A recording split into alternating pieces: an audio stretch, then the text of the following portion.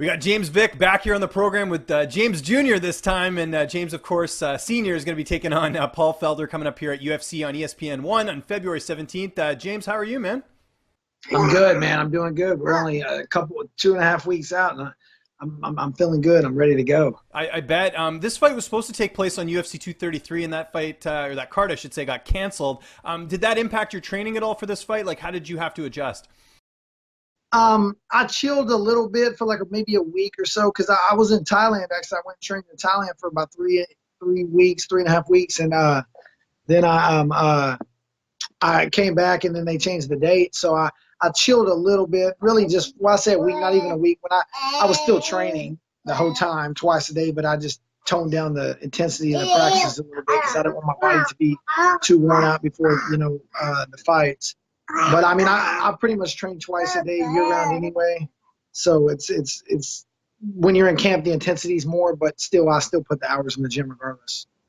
Your last fight, I know it didn't go your way against Justin Gaethje at UFC Fight Night 135, but what did you learn the most from that fight that you can bring into this matchup against Paul Felder?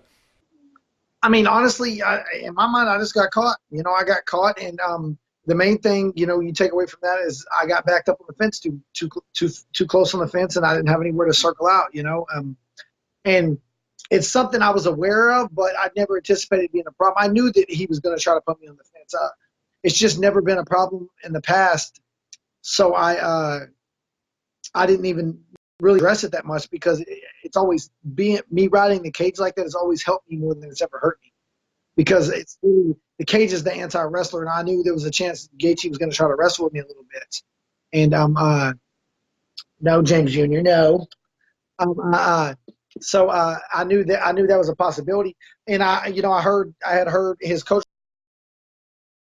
we can't win a fight in the middle of the ring. We're going to press him on the cage, and I was thinking, okay, it's not a problem. Everybody tries to do that, so I wasn't really worried about it. And then I just, I let myself get too close up and got caught.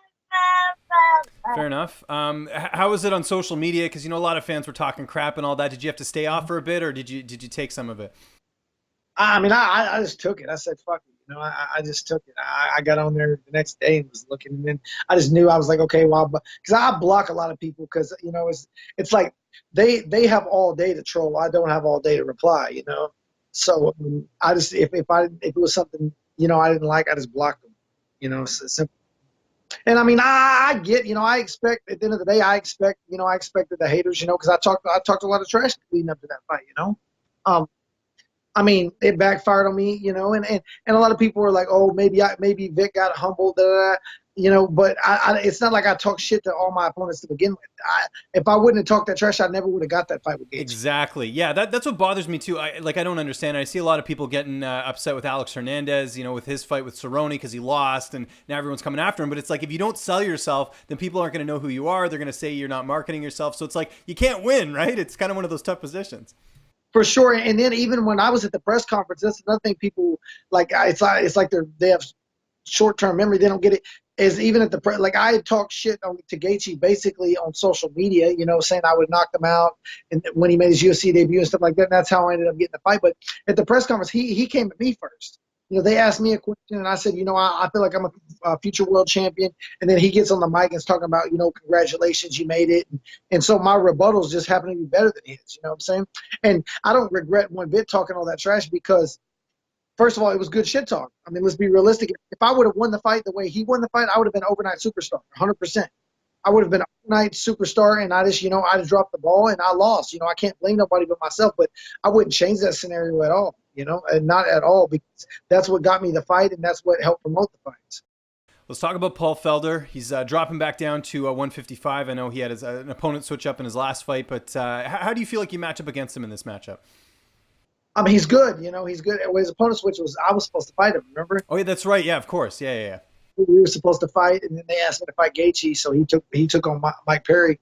Paul Felder's tough. He's very well-rounded. I think he's very motivated right now. I think that he sees this is a big opportunity. I mean, obviously, it's a big opportunity for both of us. We're the co-main event on ESPN,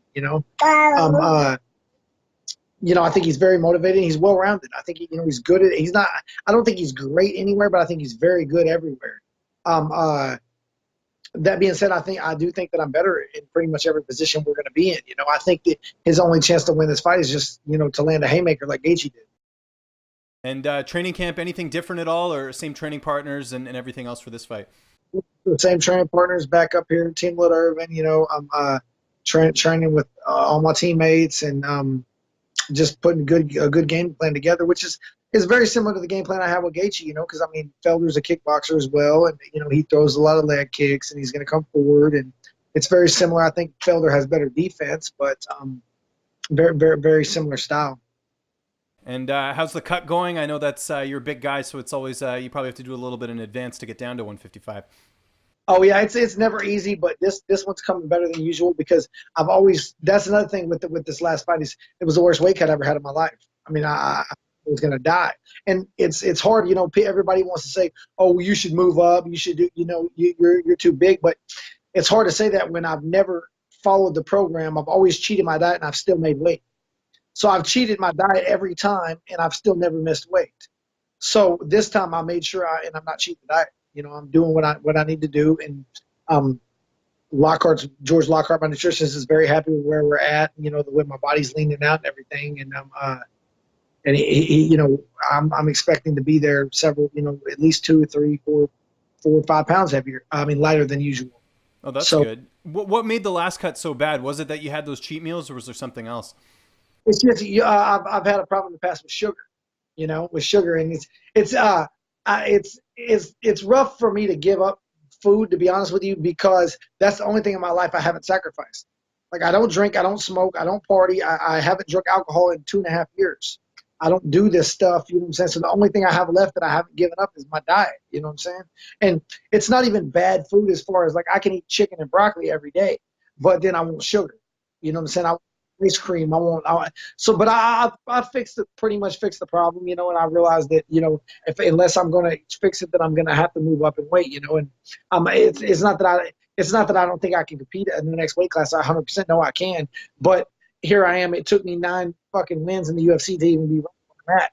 How many am I going to have to win at welterweight? The next weight class up. I would have to at least turn around and win 3 fights in a row to even be ranked in the top 15. Yeah, no, I agree with that. How much longer do you see yourself competing at lightweight? I guess you'll just keep going with it, and then see what your body tells you, I guess. Well, we're gonna see. After I win this fight, we're gonna see where I'm ranked.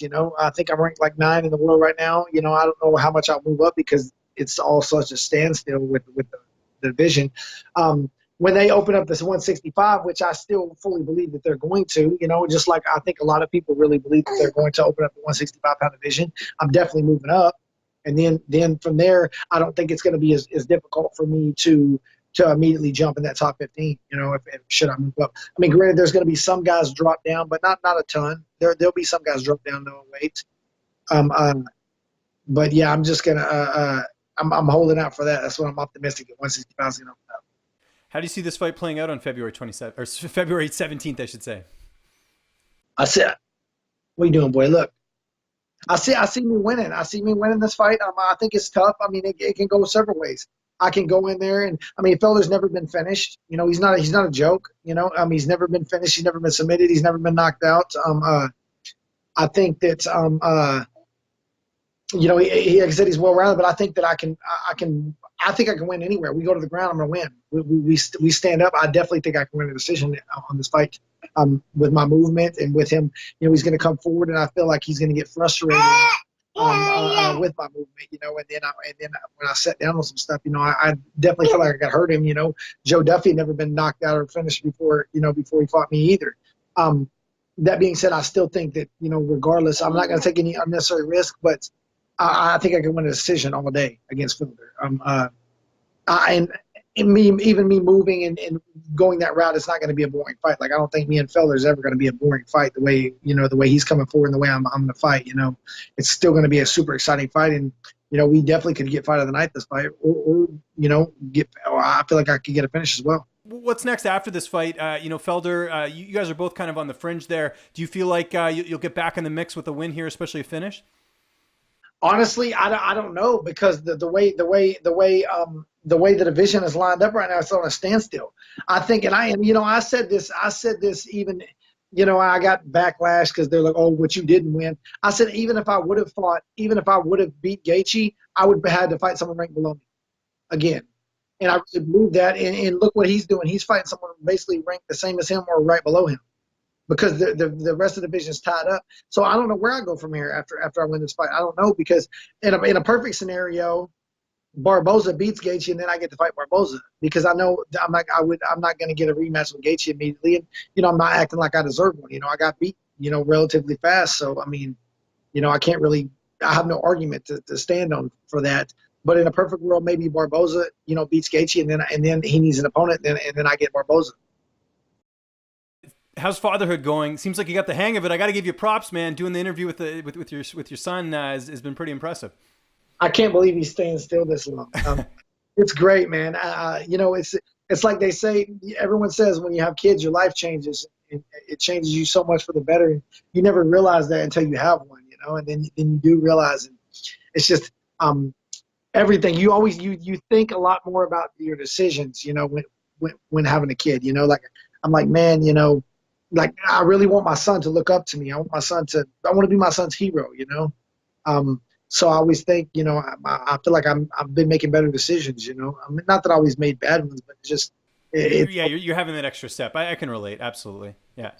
My mind, what if my kid's watching that, or how how would I act if I saw him seeing me do this or whatever, and just it's just good. It's not really for me, for me, how everyone thinks, because if you have a kid, you're more motivated in your career. And I mean, I'm motivated to I want to be a champion regardless. And before I had a kid, that was my goal. But, now it's more like obviously financially, it's always a motivation, to make it easier for you and your family and stuff like that as well. And like my main goal in this fight right here is I win this fight. I'm gonna pay my house off. And so I'm gonna own my house. I'm clear, 31 years old, I own my house. Me coming from a small town in Texas with less than 4,000 people in it, now I'm about to own my own house, and I have a couple businesses, and I have 2 cars paid off. So the last straw here is I'm going to win this fight, and I'm going to pay my house off. And I know some of the way you've been getting some extra money is betting on fights. Now, if I saw correctly, did you bet on Cejudo to beat TJ Dillashaw? No, actually, I didn't bet on that. Okay. But I bet big on Cerrone to beat Alex Hernandez, and I cashed on that one. Okay, nice. Yeah, because how much of an underdog was Cerrone? I can't remember. I got him at like plus 175. Oh, nice. Okay. Yeah, I was like, I couldn't believe those odds. I was like, good Lord. And then I also got odds on Benavidez. I got all the veterans I picked that night won. Who was it? There was Benavidez. There was Glover. I got odds on him won. I won. I was scared of that one, boy. I was scared when he got dropped. And then there was another 1 or 2 other veterans that had been around for a while, and they were all underdogs. And I bet on all of them. I should have parlayed them, but I didn't even think about it. Okay. Yeah, you got to check out Vick's picks. Anyone follows James on Twitter, you get some good inside info. I always like reading those. And I always appreciate you taking the time, man. Thanks again, especially with your son here. Just remind people where they can find you on social media, and if you got any sponsors or shout-outs, the floor is yours, man. Yes, sir. All my social media accounts, Twitter, Instagram, and Facebook are all James Vick MMA. Pretty simple. Just thanks to my team, all my teammates here in Maryland, all my teammates back home in Texas, Specimen Fight Gear, Dr. Rosa, my chiropractor. Just thanks everyone. Tune in February 17th, ESPN, Sunday night.